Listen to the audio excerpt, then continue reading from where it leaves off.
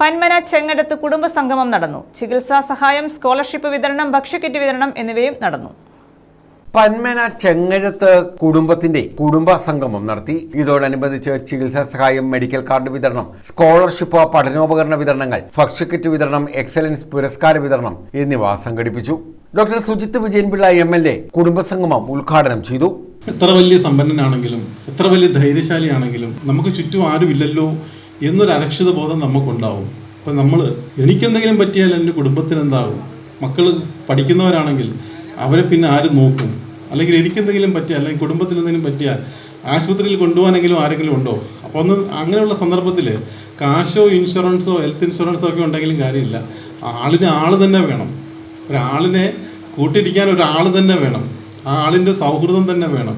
അത് അസുഖം വരുന്നതോ അപകടം പറ്റുന്നതിനോ പ്രായമൊന്നുമില്ല. ഏത് പ്രായത്തിലും ഇത് സംഭവിക്കാം. അപ്പം വയസ്സായാലേ അസുഖം വരാവുന്നൊന്നുമില്ല. വയസ്സായാലേ മരണം സംഭവിക്കാവുന്നത് എപ്പോഴും സംഭവിക്കാമോ, ആകസ്മികമായിട്ട് സംഭവിക്കാൻ പറ്റുന്നൊരു സാധ്യതയാണെന്ന് മനസ്സിലാക്കി ഇങ്ങനെ ഒരു കൂട്ടായ്മ ഉണ്ടെങ്കിൽ എനിക്ക് വിളിക്കാൻ 10 പേര് എൻ്റെ ബന്ധുക്കൾ തന്നെ ഉണ്ട്, എൻ്റെ ഫോണിൻ്റെ വിരൽത്തുമ്പിലുണ്ട് എന്നൊരു ആത്മവിശ്വാസം നമുക്ക് തീർച്ചയായിട്ടും ഉണ്ടാകും.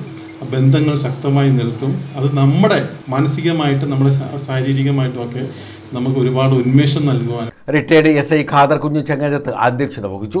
അഷ്റഫ് ഖാൻ സ്വാഗതം പറഞ്ഞു. ഹാജി ഇബ്രാഹിം കുട്ടി എക്സലൻസ് അവാർഡുകൾ വിതരണം ചെയ്തു.